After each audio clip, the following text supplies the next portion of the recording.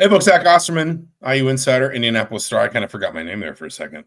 He's Mike Niziolek, Bloomington Herald Times. Mike, I would never forget your name. This is Mind Your Banners for August 14th, 2025. Happy birthday to my sister, Amelia. We can do birthday shout-outs now if you want. If you've got any that you want to throw out there. We're going to try and cover a lot of ground in sort of a short space of time today, Mike, and I think we're going to wind up doing this in like a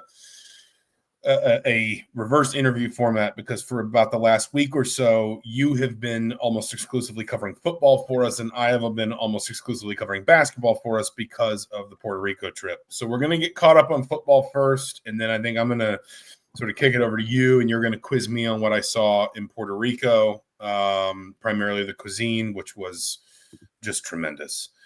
But let's start with football. Indiana is almost 2 weeks away from its opener. We're talking on Thursday, so basically 2 weeks and 2 days away from its season opener. I think it's fair to say some things have really started to resolve themselves. We know, for example, that Drew Evans is healthy, is sort of fully ready, and I think probably can be pinned in as the starting left guard. You had a story on him today. We talked to him earlier this week about just sort of the injury and his process and coming back from that. I think we have a firm sense of, kind of where things stand at a number of different skill positions offensively. But what are maybe, I guess, if you've got a couple questions, whether it's position groups, whether it's arrangements of things, just questions that you feel like maybe you were looking to get answered about this team that maybe in the last, 7 to 10 days, you feel more confident about what Indiana is going to do?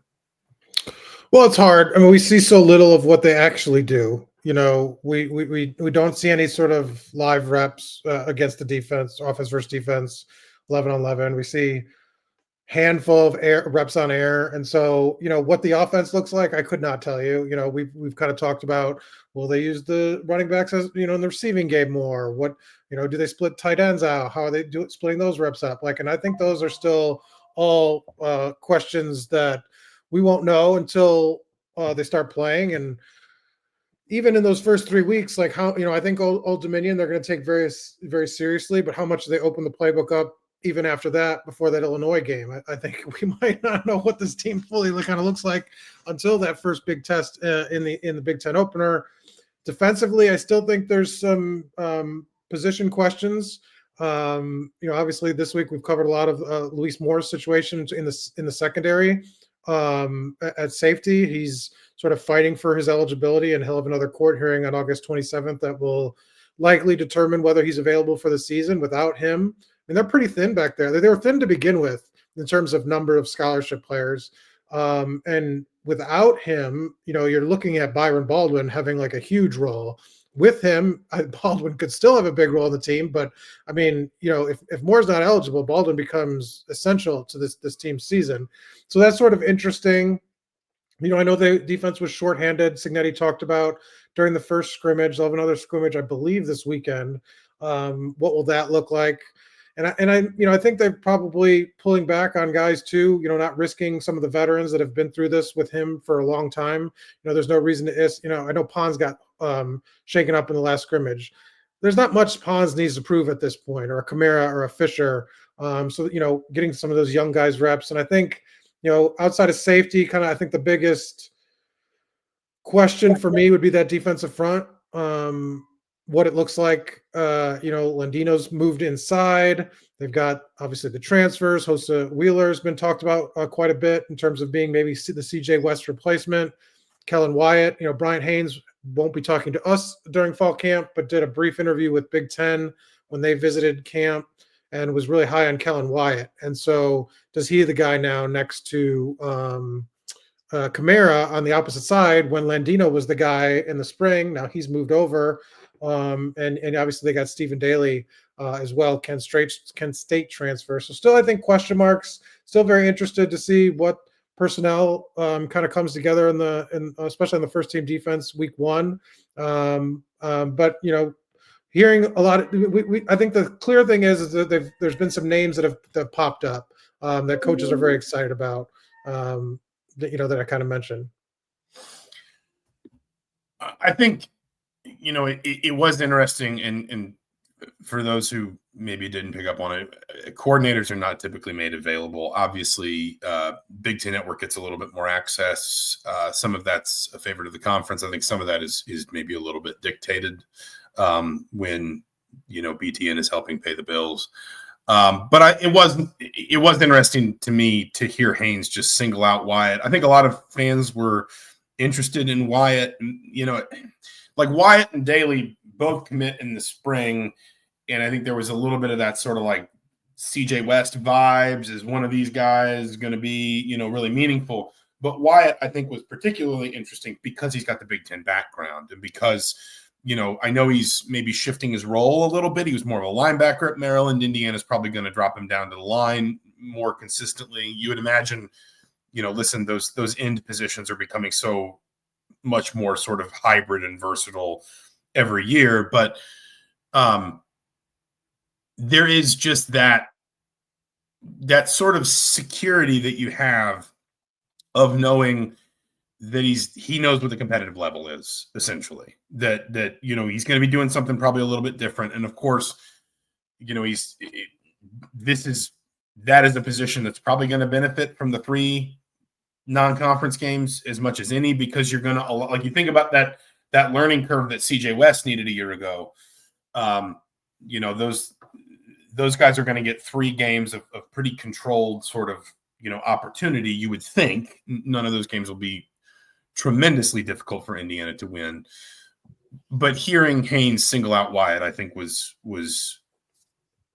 something that stuck with me, because we have wondered since the end of last season who is opposite Mikael Kamara, because you can't ask Kamara to just basically handle all of the defensive line sort of impact responsibility himself. And I think Wyatt is hearing Wyatt singled out like that was just noticeable to me. I think the other thing that, and I wanted to sort of get your thoughts on it, I know we've talked about it from sort of a positional perspective over the last few months, but I think it is fair to say that from the outside looking in, and when I say the outside, I mean like beyond even the confines of the beat, but like more conference wide, more nationally, the attention that Indiana's offensive line is getting. And I think part of that is because the perception is that was kind of the thing that was where the gap was last year, that when Indiana's offensive line faced Michigan, Ohio State, Notre Dame, that was where a really, really good team couldn't quite elevate to the level of great teams, whether it was the individual talent of a Michigan, the players that Michigan had on that defensive front, or it was obviously the collective success of the 2 teams that played for the national championship. I don't want to say not a lot has changed there, because some meaningful things have changed. I think the number one, you do have 3 starters back. We'll see what the Pat Coogan replacing Mike Kadick thing looks like. But at very least, I think if you're Indiana, you feel like, hey, we're replacing one hyper experienced sort of like team captain type personality with another one. Coogan's resume speaks for itself. You have maybe, if things shake out the right way, a little bit more depth there. I think we forget, for example, I think it was easy to forget across the course of last season that Indiana lost both of its starting guards, not just one of them, because Nick Kidwell was going to be the starting right guard, or maybe it was, I can't remember which side he was going to start on, but Kidwell was going to start. He gets injured in the preseason and kind of forgotten in the shuffle, and then they lose Evans as well. So if Indiana has a little bit more luck with health along that offensive line, they'll probably have a little bit more depth. But it does seem like that group is leaving some very positive impressions, I guess, in terms of when, like when the BTN people come through, for example. That group's getting more attention because, like I said, it was perceived to be, maybe the most obvious sort of gap between Indiana and the real, like, top of the sport last year. But it also seems to be one that is turning some heads when, people who aren't, sort of always boots on the ground with IU football get a look at the team. That seems to be grabbing people's attention a little bit more. First on Wyatt, if they move him around and drop him back in coverage a little more, that would be different than how they used Linnell Carr or any defensive end, but Linnell Carr would be probably where he kind of swaps out. I think per pro football focus, and this is not sort of 100%, but generally they had Carr dropping back in coverage only 16 snaps last year. He played what was it, over 600 almost. So I mean, that would be something new, a new element that brings, and maybe that increases the versatility up front because you're very comfortable, because he had sort of that more of a dual role at outside linebacker type responsibilities at Maryland. So that would be different, but just wanted to kind of point out in terms of what they did last year snap wise, that they didn't do that. But now to offensive line, interesting. Evans, I thought was very honest yesterday in terms of saying he wasn't necessarily at full strength yet, that there's a difference between being 100% and 100% confident, or 100% back, not risking injury but not having necessarily the same strength in his leg. Do they try to, a couple of those games they could get up early and give him some reps, get some rest? Old Dominion might not. Do they monitor his workload?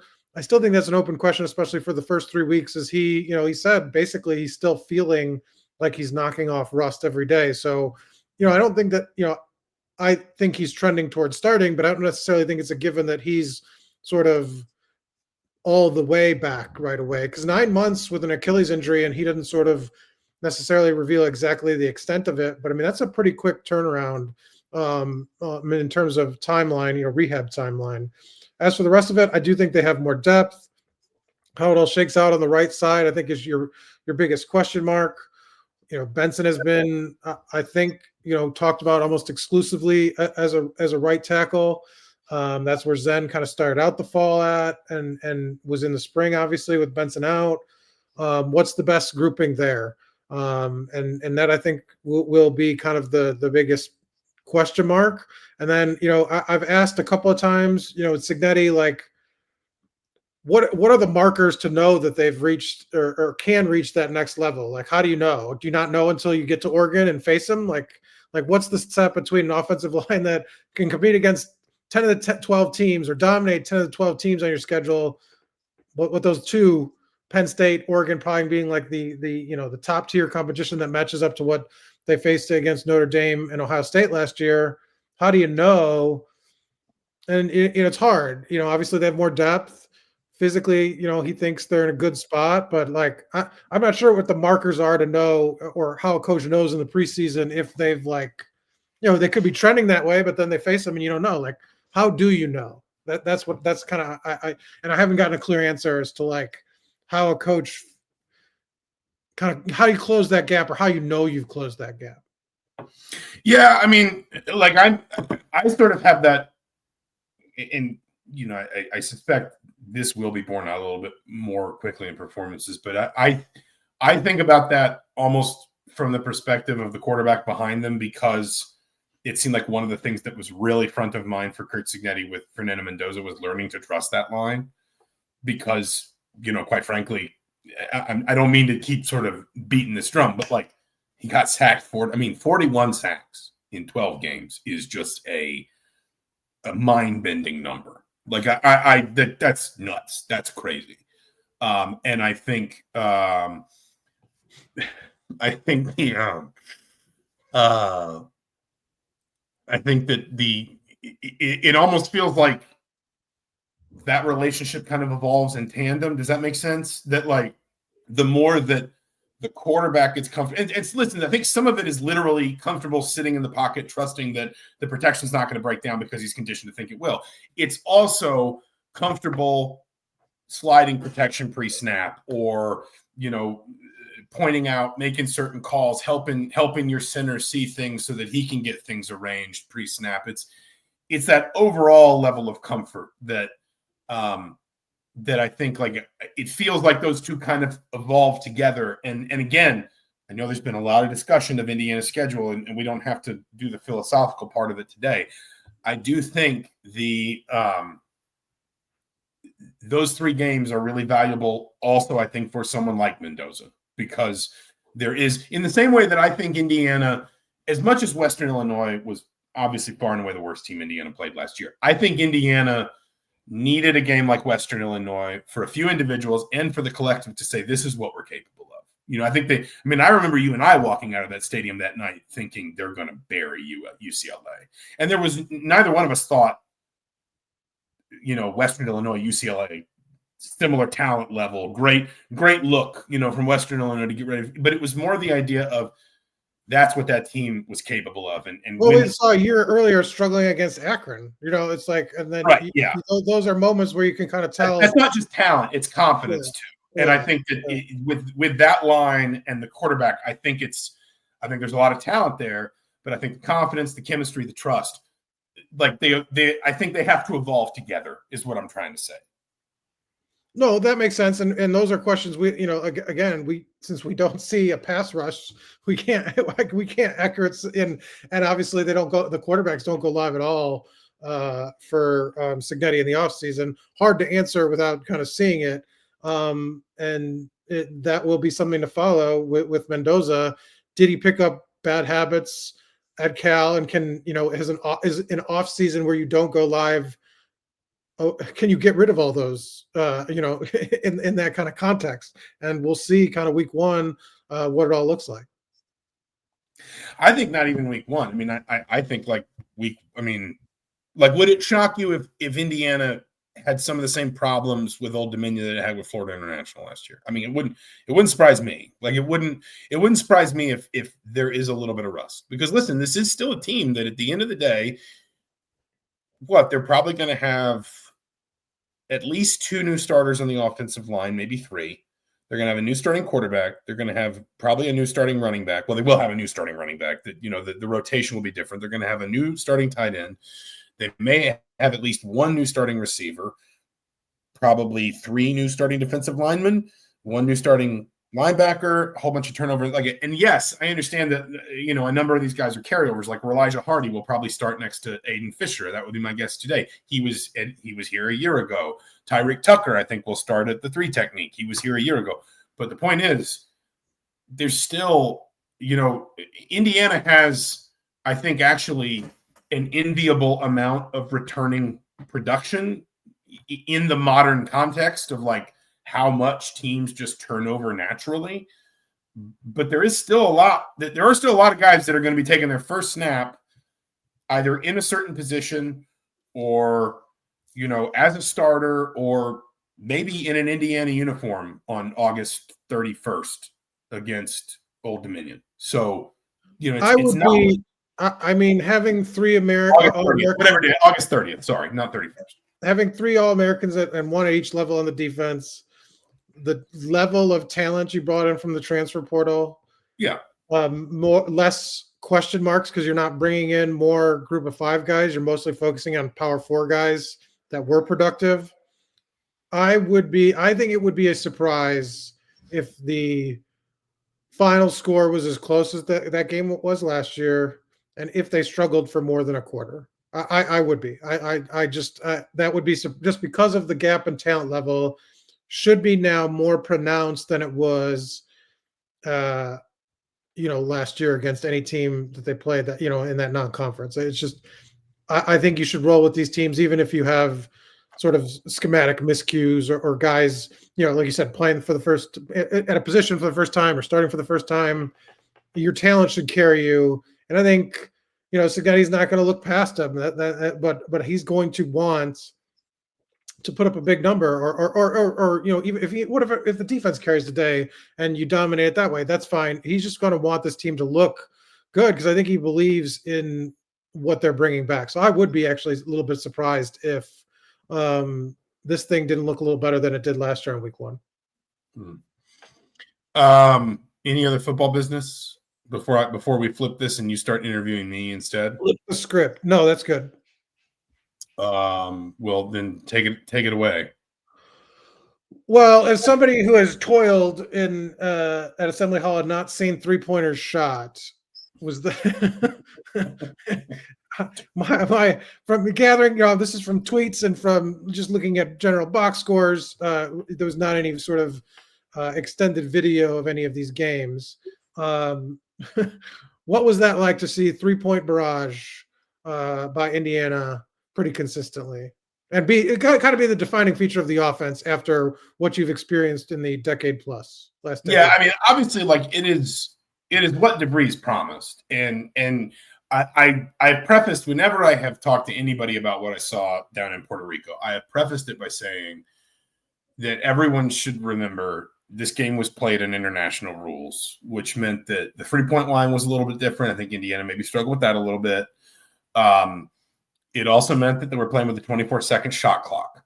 So the game was, I know DeVries has talked about playing faster and more open. 12 seconds? He wants his offense to generate a good shot within 12 seconds. The game also, just by its nature, was going to be played a little bit faster, a little bit more in transition, a little bit more wide open. But having said all that, I mean, in that first game against Central Universidad de Bayamón, who was very much just kind of like a warm up. Like if they ran a post up, and I was trying to update our live blog, take some video, all this. So I probably missed one, but if they ran a post up, I didn't see it. And they posted up a little bit more, particularly in game 3. It was noticeable that the offense didn't necessarily function as well when they did. It is a motion-based offense. And it's really easy to sort of say, oh, it's the motion offense and not kind of get into what that means. What it means is that the ball is always moving, and then all the bodies off the ball are moving as well. And the idea is that you're trying to synchronize that movement to create shots. That was very clearly designed around 3-pointers, and I have the box score somewhere. They took, I think, something like an average of like 28 a game. And again, these were higher possession games than, I think it was even higher than that, but these were higher possession games than what they'll play in. But even if you take 10 away of those, I mean, it's they had against Bayamón, which was a team that they totally could have just ball screen, ISO, drive downhill, lob, dunk, layup, get fouled. Like the athletic level was so much greater that they could have gotten away with that. But they took, I think, 33 3-pointers in that game. The only time in the last 3 years that a team that an Indiana team at any point in a game that counted took more than that was when Indiana lost at Nebraska last year. They took 35. So, like, first time out of the gate, Indiana was taking more threes than it almost ever took in Mike Woodson's tenure, really. And that could be closer to the baseline that they have. No, I think it probably will be. And again, what stuck out to me, and this is part of what I wrote after that game, what stuck out to me about that was they didn't have to do that. Like, yeah, they could have just physically dominated. You don't want to sort of like make single moments indicative of wider trends. And Darian DeVries, kind of joked afterward. I don't think he was joking, but he found it funny that he really would rather Enright have just taken the layup. But like there was in the third quarter, Indiana turned Bayamón over and Enright leaked out down the right side. And somebody just threw kind of this lazy pass over to him. And he had Tucker DeVries to his left and he had a defender cutting to the rim, but it was pretty clear the defender was like not, the defender was not like going to really contest. Basically, he could have had probably a pretty easy layup or maybe gotten fouled. And instead, the minute his feet hit the paint, he kicked it out to Tucker DeVries for a 3.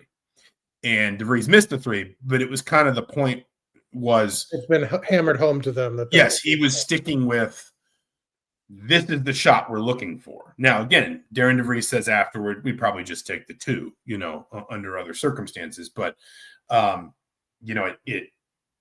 there was a clear sort of distinction of, this is, even up to, and I think DeVries talked about the drive and kick drills that he does in practice, and we saw those in the open practice before they went down to Puerto Rico. They do a variation of that even during warmups.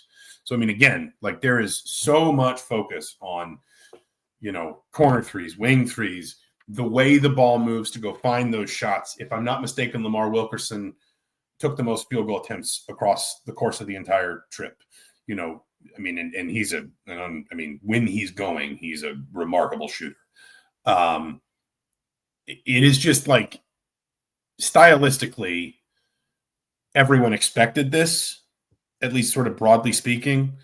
But I think what was demonstrated in Puerto Rico was how much this roster has bought into it, and how committed they are to staying with it through, no matter what. You touched on it a little with the first team, and I won't butcher their name, but it seemed like even from photos, and this is I'm not trying to be insulting, but it seemed like they had the size of like they lost by 51, but it was like the size of a high school team, Yeah. And, what was the you don't have to go too deep, but in terms of like, I think you mentioned kind of context to these is important. Obviously, they had two big comeback wins over, was it Megabet? Mega Super Bet, yeah. Mega Super Bet, Mega Super Robot Bet. What was the competition like? What would you compare them to sort of give fans? Like you said, you don't want to take too much from exhibitions, but what was the competition level like that they were facing? I would say probably at least a good mid-major team, if not maybe a lower level high major team. Now, I also make this point when people have asked me about this. It's their preseason too, and I think these games mean something to them. I think they're motivated to try and, go over and play college teams from the States and try and beat them and all that. And for example, well, it could be NBA film too, like scouting film. I'm guessing, for example, that they did more practice preparation adjustment between games 1 and 2 than Indiana did. Because Indiana wanted to win these games, but as Darian DeVries has said, kind of we all picked up on down there, Indiana was not living and dying by whether or not they won these games. The practices were the biggest benefit from the preseason tour. And I think from DeVries' perspective, all the stuff away from basketball where, these guys were only around each other for an entire week, and all the stuff that you saw them doing, the, sailing and the jet skiing and the food tours, like that, I think was genuinely in some ways as important to him as the games themselves. So it probably mattered a little bit more to Mega, but it is important to remember that it's their preseason too. And if I'm not mistaken, I was reading something in the build up to the trip. I think they lost 5 kids to college basketball this year. So their roster has turned over a decent amount. Now, they still do have a kid on their roster, if I'm pronouncing his name correctly, Bogoljub Markovic, one of the two, who was drafted by the Bucks this summer. So they have another kid who was their leading scorer in the first game. His last name, I think, was Julovic, who is an NBA prospect. And he looks like one. He's 6'5", 6'6", really solidly built, handles well, shoots well. There's a kid on their roster who played at Georgia last year, if I'm not mistaken, and then at least 2 or 3 more who are getting high major recruiting attention, because that's becoming obviously a more well-worn path in sort of like the post rev share era. The point is, there's still talent on that roster. It got turned over a decent amount, is my understanding, between the end of last season and what we saw. So they were probably still going through some of the same growing pains Indiana was. And I do think you could see a pronounced difference in the physical and conditioning level. Like in the first game when Indiana was down 23 and came back and won by 22, they just looked exhausted. They looked like they just couldn't run with Indiana anymore. By about the midpoint of the third quarter, they got up in that game because they were leveraging their size advantage, and they had one. And their bigs could all shoot. So anytime Indiana was slow to close out or lost a big man, in the half court, they were getting burned. But they looked just gassed by the end of, I would say, the third quarter of that game in the Saturday night game, the big sort of swing. I think Indiana ended that game on a 70-19 run or something like that. But they definitely posed Indiana some problems. I think they were able to leverage Indiana's lack of size at times. They definitely had Indiana scrambling because they could shoot the ball fairly well. They had Indiana scrambling, in some defensive situations where there were breakdowns in communication or rotations, and I think you still see Indiana struggling at times defensively. So it was a good. I mean, it was a genuinely, like I said, I would say, like not knowing everything about their roster, I would guess that they would not finish last in the Big Ten. That's a good. I mean, it's a good test. It's a worthy test as opposed to not 3 games against a team like that first one they faced where you probably couldn't get anything out of it. Where you're just running up and down the floor. In terms of, you mentioned Wilkerson, I think he had the game-winning play on both ends in the third game. Caught fire a couple times.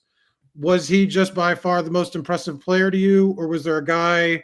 And we should say Nick Dorn made the trip but didn't play. Jason Drake did not make the trip, and one of the 2 most recent international transfers still isn't with the team. So they had 3 guys out. Everybody else was there, right, and participated. But anybody else? Who's the standout guy?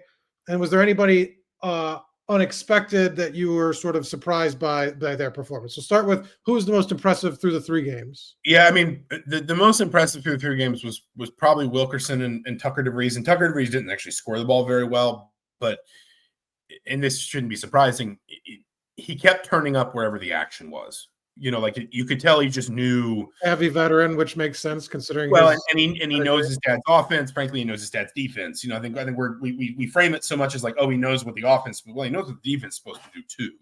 And I thought he had some really important defensive possessions.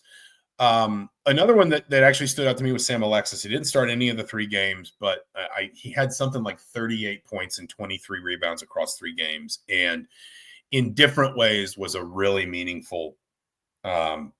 We came out of that first practice. I said, look, he'd be sneaky. I said that. No, I mean, he's really good. He is a classic, like, rim to rim big. He's really good defensively around the rim. And then, he was great in like screen and roll situations. He's got all the athleticism to sort of. And Bailey is a much more sort of offense focused big, which, that can work. We did not see much of them playing together. DeVries had it a little bit, but we didn't see much of it. I don't think that's going to be a feature this year. It might have some, but I think it's going to kind of be one or the other a decent amount. So does he qualify as the surprise guy that you weren't expected, or maybe? I actually would, in different ways, also mention both freshmen. Sisley, I know we were both sort of like, yeah, he looks like he doesn't look out of place. Like he looks like he belongs here, which on a team that, okay, it's brand new, but a lot of these guys have played a lot of college basketball, that he does not look like athletically or skills-wise sort of overwhelmed by what's going on. It almost looked like he had went through an offseason in the weight room when we saw him. Yeah, like he's that's what it looked like to me. Yeah. He looked like he fit, and he even had like he had the same sort of confidence that some of the older players have. Like there was a moment when he was defending a player who was posted up, and they were hand fighting, I think, while he was trying to deny the entry pass. And the Serbian player, the mega player, I guess I don't know if he's Serbian, but the player from the Serbian team, hooked his arm and then intentionally went to the ground to make it look like Sisley had pushed him down. The referee didn't fall for it. The referee saw it. He whistled him for an offensive foul. And when Sisley saw that he was getting the call his way, he like barked down at the kid. Like he, basically was just like, yeah, don't try that again. That something like that. Like he was, there was no sort of reservation or freshman hesitation from him. Now these games are, totally risk-free, right? Like, it doesn't matter if you win or lose, all that. But it's, it is definitely still, I think, encouraging to see a freshman that doesn't look like a freshman in a lot of respects. And then, I mean, Ristich, for the fact that like DeVries even admitted like multiple times he called stuff and then was like, oh, he doesn't know what that is yet because he'd only been with the team literally in days. He counted in days. Like he looked composed. I thought he had a good feel for the pace of the game. He didn't get sped up. He can shoot. I mean, I really like it, and I'm not trying to make it out like he's going to be freshman all Big Ten. I think you still got some developing to do. Not But when you least step off the plane and you're already kind of in the mix, I mean, it speaks to your. well, and Indiana had to because they didn't have Jason Drake, and maybe Nick Dorn starts long term, but like he wasn't there, so you had Enright, Wilkerson, and Connerway all in the starting lineup together. You basically only had one guard on the bench. And anytime any one of those guys got in foul trouble, and they all had some foul trouble, I think because they weren't great in terms of knowing like how to adjust to the way the game was being called because it was under FIBA rules. You know, Enright and Conway both had some foul trouble, so Ristich just had to play a lot of minutes. And I just thought for a kid who did not know the team, did not know the stuff, like, you know, had literally just settled in here, I think he looked impressive. And the question is basically, like, you know, can he continue that? You know, so. And we can end here. You know, I think there's obviously reason for optimism after how well they played and kind of the game plan they're building, or DeVries has kind of put in place, and the talent they've accumulated. But in terms of concerns, when you kind of you know, hit the airport in Atlanta on the way home, when you kind of looked at, you know, we've talked about kind of defense, about size, kind of after watching that one practice that we saw. What are, I guess maybe, you know, just from seeing them play 3 games, your biggest kind of concern now, having a little bit more feel? I mean, you've seen them 4 times. Just maybe a concern or two, just based on what you've seen so far of Indiana. Yeah, I mean, I think. And are they the same? Is it just defense and size? Yeah, I mean, schematically, like, they're going to have to mitigate their lack of size all year. And not everyone will be set up to take advantage of that. And, you know, listen, we saw Indiana play such big lineups the last 2 or 3 years that we forget that there's lots of teams that don't play that big, you know, and especially in college. But, like, you know, they've only got unless Asimovich is just a revelation because he's listed at 6'11", they're only going to play basically 2 players that are 6'9" or taller. And one of those, Bailey, again, I think is a much more offense-minded, you know, big man than he is defense. Not that he can't defend, not that he can't rebound, but it's not, you know, the sort of Trace Jackson Davis, Umar Ballo, Kalel Ware. We're going to have a dominant big man in the paint that is really good in the screen and roll and is incredibly difficult to score over or rebound against. You know, there's not going to be, at least on this team, that role. That may not even be a feature going forward for Darian DeVries, but this roster is going to have to mitigate it. And I think even DeVries recognizes that. I think, you know, from those games specifically, maybe it's just what they were doing down on the island.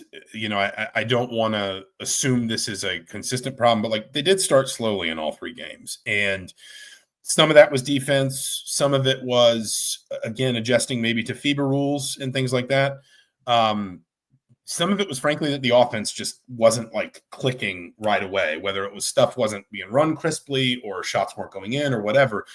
You know, you deserve credit for coming back in those 2 games against Mega, but there's a reason they were down 20 points or more. How many times did we have that conversation last year, in the last 2 years? Well, and even by Amon, like, I wouldn't necessarily say they started like a house on fire. They just, over time, their athletic and skills advantages just completely wore them down until the game did become a bit of a layup line in the second half.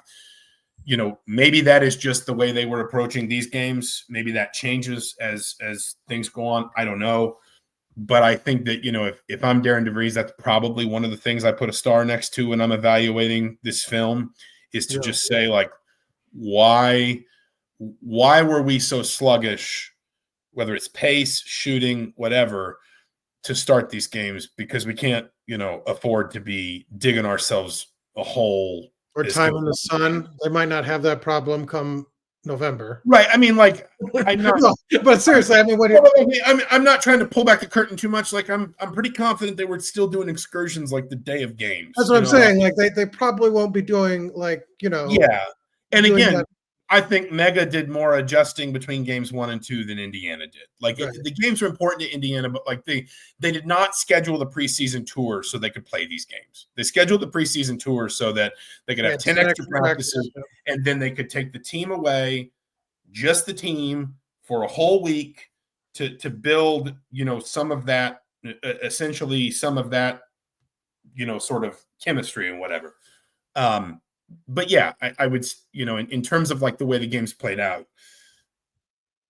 they need to, if there is something that they can identify as a reason why they were starting slowly, they need to get that out of their system. Fair enough. It was a good breakdown, and your coverage was excellent. So I hope readers followed along. Well, your coverage was excellent. You need to button your extra button on those videos, though. That was no good. But then it was like all the way up here. And but you're like, your whole chat, nobody wants to see I'm on the island. I mean, it's, I flagged the content on YouTube isn't appropriate. So I mean, I'm not going to be doing one of these. That's what you're doing. That's what you're doing. After like Nebraska in December, I'm not going to be like, but I'm down in the islands. Like I flagged it as inappropriate. I hope YouTube takes the proper action. I'm Jimmy Buffett. Okay. It just is what it is. He's Mike Niziolek. I'm Zach Osterman. This has been Mind Your Banners for August 14th. 2025, we'll be back. Next week we'll probably need to start talking about actual games of football. So we'll be back before it was the rum. Brenton Fender says it was the rum. Really quickly, Troika does ask, were there Indiana fans at the games? Yes, not a ton. It wasn't like the Bahamas in 2021 where it was like you could sell the idea of like you're going to a resort. It's all self-contained. There were probably, I would say, at least 50 Indiana fans at each game, like 40 to 50. The biggest crowd was the Saturday night game where they got a bunch of Indiana fans, and then also just a bunch of like local fans came out because basketball is really popular in Puerto Rico, and that was a lot of fun. That was probably a few hundred people would be my guess. But it wasn't quite the same as the Bahamas, where that was so like specifically tailored toward why don't you all come down and just make a vacation out of this, because it's all just in one resort essentially. So we'll be back next week. Till then, he's Mike Niziolek. I'm Zach Osterman. Stay cool and, listen to Mind Your Banners twice. Like and subscribe. We'll talk to you soon.